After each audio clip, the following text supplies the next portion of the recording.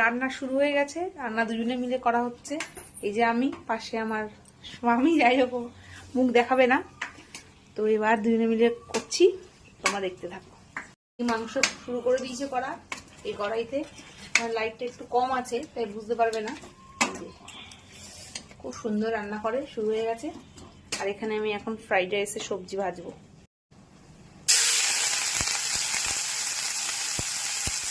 Broccoli, গাজর, capsicum, একটা পেঁয়াজ কলি ছিল, পেঁয়াজ কলি সব দিয়ে দিয়েছি যা ছিল,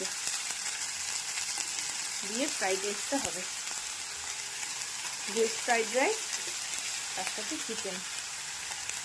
রোজ আমি করি, আজকে আমার হাজবেন্ড করবে। দেখতে থাকো তোমরা। কড়াই থেকে সবজি বেশি হয়ে গেছে, কড়াইটা আসলে ছোট হয়ে গেছে। হ্যাঁ, সবজি বাজে পড়ে যাচ্ছে। আস্তে আস্তে করবো, আস্তে আস্তে করবো, বেশিক্ষণ ফ্রাই হতে না, দেখবে অটোমেটিকলি একটু কমে গেছে। হ্যাঁ, ঢেকে দিই নাকি?